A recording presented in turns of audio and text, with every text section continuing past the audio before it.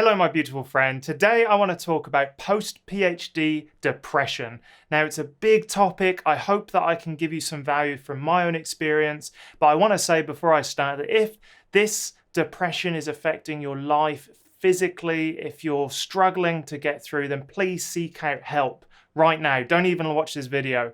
But if you feel like you're at the beginnings or you're identifying with some of the symptoms of depression, I hope this video will help. Hello, if you are new to this channel, please remember to subscribe and hit that bell notification. I'm Dr. Andy Stapleton and I talk about PhD careers, content marketing, startup stuff, because I've got my own startup, Verbalize.science, and also some tech stuff as well that I come across and I use. So yes, if you're new, please subscribe and let's get on with the content. Okay, I just want to let you know that doing a PhD is tough. Doing a PhD is so incredibly difficult, and I believe this is why a lot of people experience depression and depression-like symptoms after they graduate with a PhD. Now, doing a PhD is a journey that you really can't describe. It really has to be experienced to believe what you really go through, the ups, the downs, how tough it is. There's a certain amount of loneliness that you need to experience. There's a certain amount of uncertainty. Now, the uncertainty is incredibly hard to describe to someone who hasn't been through it. The uncertainty of not knowing whether or not you will get a PhD, despite working incredibly hard, can be crippling sometimes. And I believe that it's those feelings that get heightened when you think you've made it and you've completed a PhD. When you complete a PhD, you submit that thesis, you produce your papers for peer review. It's a really interesting and great feeling all wrapped up in one, because it's something you've worked so incredibly hard for, but at the same time, it's a relief. It feels a little bit surreal, to be honest, because you work so hard for something that the act of handing in a PhD is kind of a non-event. You push submit now on your thesis like submission portal. I took a physical copy into the research office, and I remember speaking to my PhD colleagues at the time and being like, when do you celebrate? Do you celebrate when you print off your thesis? Do you celebrate when you submit it? Do you celebrate it when you get your revisions back? Do you celebrate when you submit your revisions? Or do you celebrate when you walked across the stage or you've received your diploma? Like, it is such a drawn out long process that there's no definitive point where you go, yes, I've made it, I've finished my PhD, now I'm ready to tackle the next thing. And I think that's where a lot of the depression-like symptoms and the anxiety can come from, is that there is really, after all that work, no definitive hard stop that makes you feel awesome. I mean, surely there's meant to be some sort of like celebration, and, you know, maybe you'll go out and get drunk, or maybe you'll hang out with friends, but there's still like a lingering task list that means that you can't really let it go. Another thing after all of this is that when you've submitted your PhD thesis, the expectation then is maybe academia, but if it's not, you're now entering a really competitive job market where, you've guessed it, there's uncertainty, there's competitiveness, there's a lack of jobs for the amount of people out there. And working so hard on a PhD, like, trust me, you've earned it. If you've got a PhD, you've really earned it in some way. And now you've got to go back to the beginnings, it feels like, but it's not, but it feels like you've got to go back to the beginning to prove yourself, to build those skills again, to find a job and try to differentiate yourself, which is what you've been doing for the last 3 to 4 years with your PhD. And now you've got to do it again for a whole different area of the real world. So I think another reason why PhD students feel weird and depressed is that you're working towards, in academia, like, even though people say, oh, you can do whatever you want afterwards, you genuinely feel like you're working towards more academia, or more prestigious academic appointments. And so when I left, so after my PhD, I left and went to an explosives company, I really felt like people looked down on me for making that decision. Like, some people thought I could have done better than go into industry and go into like product R&D. I really felt the pressure that leaving academia was kind of like a failure in some way, that my PhD was a waste, that I could have gone into this job without a PhD. So why did I bother doing a PhD? And I let that get to me. And I feel like if PhD students do look outside of academia, they feel like they're being judged, but also I feel like people are probably judging as well. And it's a horrible reality. And I think over all of the kind of 3 years that I've left academia, after 10 years of postdocing, I've realized that no one's opinion matters other than what you think of yourself and your career and your successes. Once you accept that, that is a turning point, and it really opens up the door for you to do anything in the world that you want. And if you want to talk about the career change stuff, go check out my other video. I'll put it up here. I think it goes up there.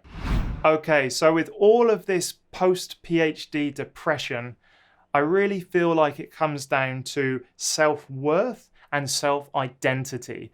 Throughout your PhD, you're working so hard to build up a new body of evidence that you get wrapped up with your work. I think it's inevitable that you do that. Also, when you speak to friends and family, they probably don't really understand what a PhD is. So they're like, oh, that's impressive, you're super clever. And you slowly get absorbed by your work, rightly or wrongly. And I think there is a certain level of every PhD student that becomes obsessed and sort of entwined with their research, but it's not what defines you. And you forget that. You get to the end and you think that your work and your PhD and your inability, therefore, to carry on in academia is directly correlated with your self-worth. And it completely isn't.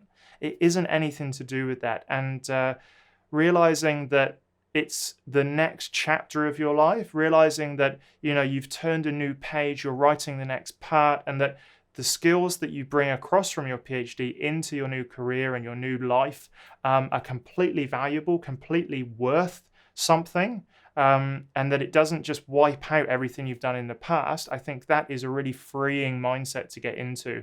And look, I still struggle with it now. I still feel like I've kind of failed in a certain way, even though I know that's completely ridiculous. Okay, so the other thing about all this is comparison. When you're doing a PhD, you're always comparing yourself and your work to other people. When you come out the other side, there are still people who are in academia, have got more papers, have done sort of more work, got into more prestigious journals, higher impact factor, they've got a bigger H index. All of that really sort of plays on your mind when you finish a PhD, because you're comparing yourself all the time. And social media is terrible. I don't think they had this in the past, right? Where you had a platform, multitude of platforms where you can go and check what other people are up to. And people put forward their best selves, right? Their papers, their new jobs, their wives, their husbands, their partners, their holidays, their cute babies or dogs. And so this comparison aspect, I think, when you finish a PhD is so ingrained that it really sort of links to the depressive feelings that you can get after you finish a PhD. Okay, so here are the things that I think really help when you get past your PhD. Now, there is going to be a mourning period. There is going to be some form of sense of loss, and that is only natural. So accepting that, embracing that, letting yourself feel sad for the end of a chapter, but hopefully building up an excitement for that next step, for the next thing that you're doing. Don't get, and it's when it's grey. When that is grey, I feel like that's that uncertainty that just adds fuel to the depression fire. So accepting that you are going to have a moment of mourning for your old life, because a PhD life is weird. It's not 9 to 5. You can do what you want. There's freedom, but I don't think that freedom really is freedom. It's like a slave, like Stockholm syndrome to research. So you're kind of mourning your captor in a way. Like I often say that this is a little bit like prison, where when you leave a PhD, you kind of need to be reintroduced to society. You kind of need to have an 8-step program to make sure that you can re-enter a normal life and get a job if that's what you want to do, or start your own business. But it really feels like coming out of prison. Not that I've ever been to prison, and that could be just completely rubbish, but there needs to be some sort of introduction to life program, I think, after a PhD. One thing I would say is build a network. Go out, connect with other PhD students who have changed careers, or other PhD graduates that are doing something they like. And there are plenty of alumni and business networking and young professional networks where you can really start to feel like you're part of something again. A large network is so valuable because you're going to sort of hang out with people who have been through the same thing as you. And that's incredibly important if you're going to feel that sense of community again. And also realize you are not alone.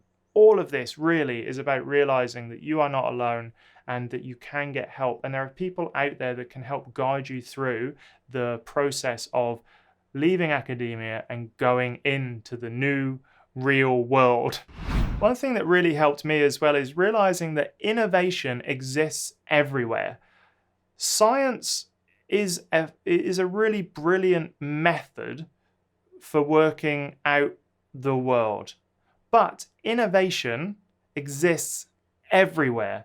And so by leaving a PhD, I felt like I was going to go into the boring world where nothing was new and exciting, but that is absolutely not the case. You can innovate in any industry, in any career, and you have got the perfect analytical and persistent skills that you need to innovate in pretty much any career. And so understanding that you're not leaving behind probably one of the nicest things about academia, and that's innovation and mental stimulation and collaboration. You're definitely not going to leave that behind. You can find that in nearly every career, I promise you. So the last thing I would say is please seek help if you find your depression, your post-PhD sort of feelings are impacting your life, your relationships, your health in any way. There are people out there that you can talk to, and please, if you find it's doing those things, seek professional help. Okay, so I hope that video was useful. Please remember to subscribe to the channel if you're new, and I will be looking forward to sending you more videos about startups, about PhD careers, about content marketing and tech that I love and find useful. Have a fantastic day, and I'll see you soon, I hope, if you subscribe. I'm sure you will.